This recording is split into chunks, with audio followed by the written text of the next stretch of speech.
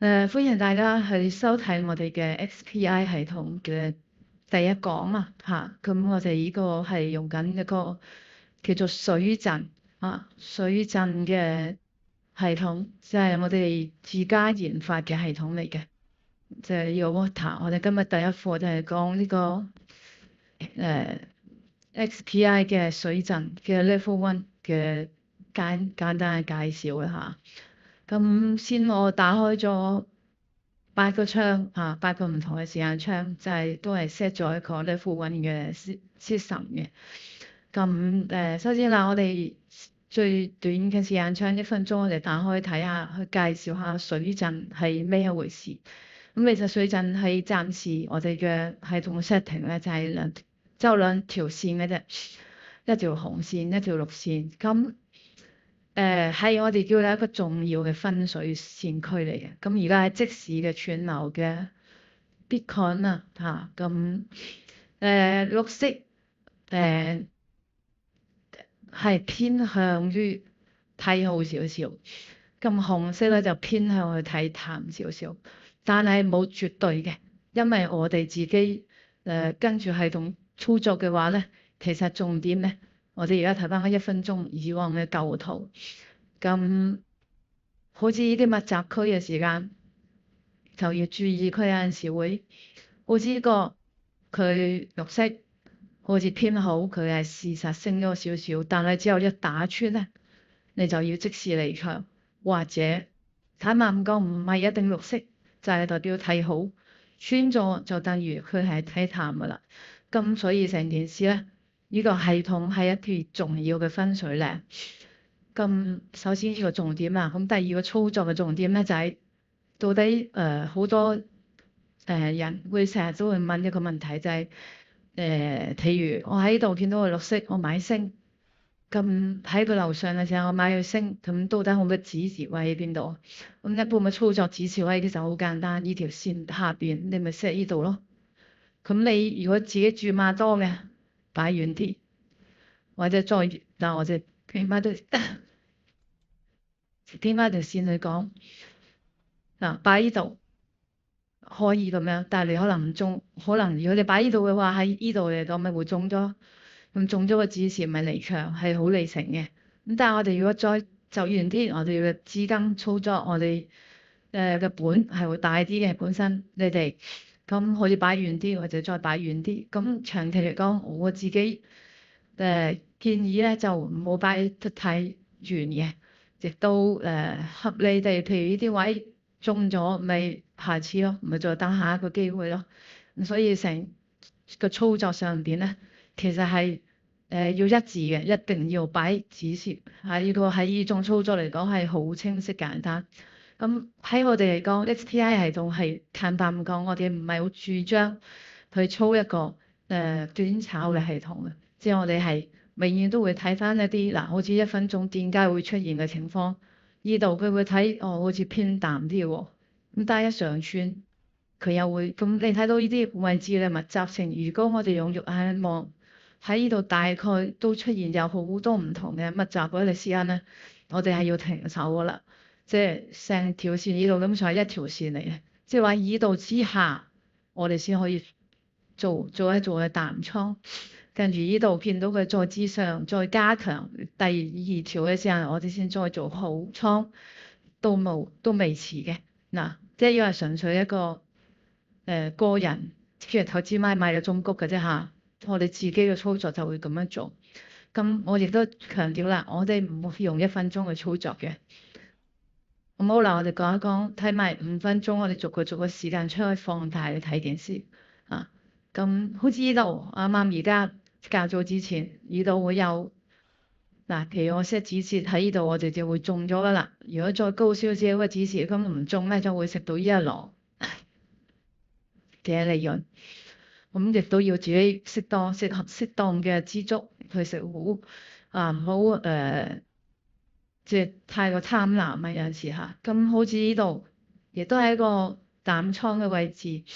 咁佢只不過有個好大型嘅分水，話俾你聽。呢度亦都係即時咁出到一條咁嘅綠線，亦都會嗌你哋呢個位係一定係支持，咁就要去早上。當穿咗呢度嘅時間，就要即時或者我哋會 set 嘅指示喺呢度嘅時間，咁中咗咪中咗咯。咁中咗指示嘅時間，如果你話我好有信心見到佢穿咗嘅話，我走去反手去做淡倉嘅話，我哋唔反對嘅，因為呢個只不過係一條分水線，佢冇一個買賣指示嘅，只不過喺樓上嘅時間，係畜生喺條線樓上嘅時間會偏強支持，做好倉會較優勢啊！呢個係一個重點，好似呢次又係5分鐘。呢度出現淡倉嘅信號咧，但係呢度一穿咗，我哋就要明嗱，每一次其實都有阻力出現嘅。咁嚟到而家去咗紅色線或者呢個分水之上，其實呢個位就係叫做偏好啊。咁我就都係重點嗰句啦，我哋唔會用5分鐘炒嘅，唔會建議。咁啊，亦都會睇翻，再睇15分鐘啦。放大縮細嚟睇下，嗱，呢度啲橫行區，我哋只不過係走開一條線嚟望。喺呢度之上，喺呢度之上，我哋可以偏好啲。呢度再之上，我哋直頭做好倉，一路佢見到佢出完呢度，都仲係有支持喎，繼續去咯。咁呢度出紅線啦，咁可能去到落尾睇下佢係咪喺樓上啊？喺樓上就繼續持有，但係一穿咗呢個位就正常我哋嘅操作，呢個位我哋就會食糊甚至會反手做淡倉。咁雖然呢度一路睇住佢。都係向淡嘅，即係佢而家如果呢個位仲未穿過嘅話，都係叫做淡嘅勢頭嚇。咁好啦，我哋唔夠15分鐘啦，主打貪慢唔講，我哋都會建議係操1小時以上，呢個係1小時圖。1小時圖嘅情況就係如果你 Bitcoin 喺10.9萬點嘅時間，跟住呢啲走勢，我當你一個長線嘅投資，你 set 嘅位。1000點、2000點擺住喺呢啲位度唔中嘅話，你就會食到呢一浪，總共係5000幾點嘅利潤啦。即係成件事就唔止5000幾點，係5000幾點嘅利潤。咁成件事就會做一浪就夠啦。即係好多時間好似呢度見到1條、2條都支持唔到嘅情況下，即係話呢度對下就會好淡勢。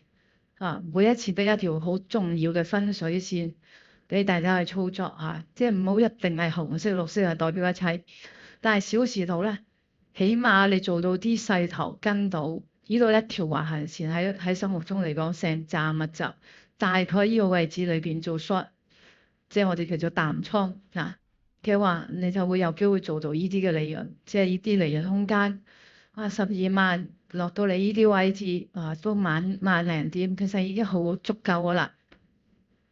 咁好啦，我哋都強調越細嘅時間窗越敏感、越震盪、越危險，所以我哋會好多時候會建議大家操多啲大嘅時間窗做多啲長線嘅投資策略。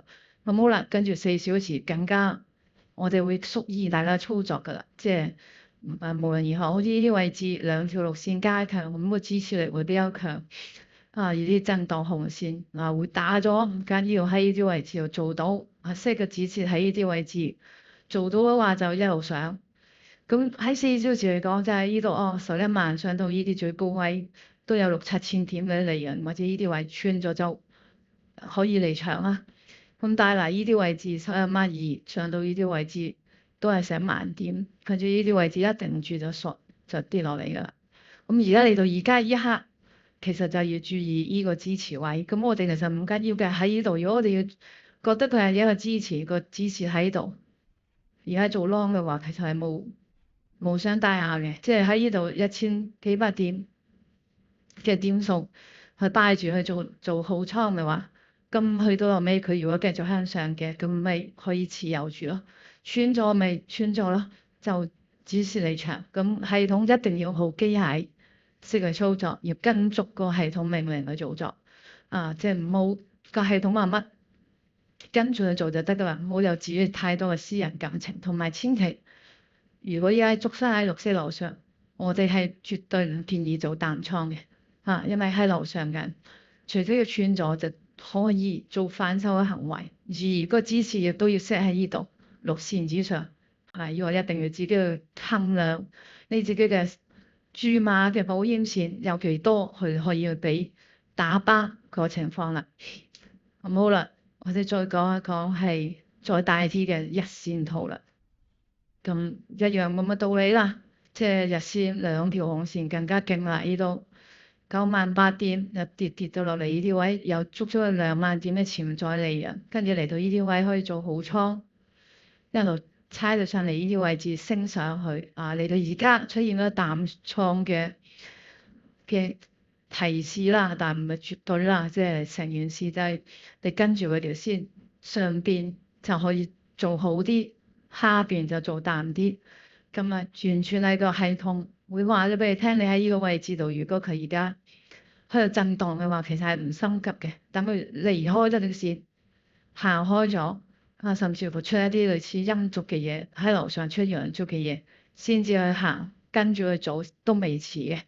咁啊，咁因為呢度講緊係日線，咁即係話喺93000點做到上嚟呢啲位置，其實都應該1萬幾2萬點嘅情況嘅利潤已經好足夠啊。咁啊，所以我哋點解會成日強調要用長倉去操作咧？就係一次5萬點做上嚟，有呢啲咁嘅利潤，有2萬點嘅 Bitcoin 利潤。呢啲位全部橫行區嚟嘅，睇到不斷喺度震盪，但係佢都會有適當嘅提示俾你哋操作。操呢個水陣 level one 最緊要嘅人要定，即係知道佢大概嘅線頭喺邊度，一定要擺正個位，跟住佢個上下提手嘅方向去操作，咁就包冇走雞嘅啦嚇。個人要定啦啊！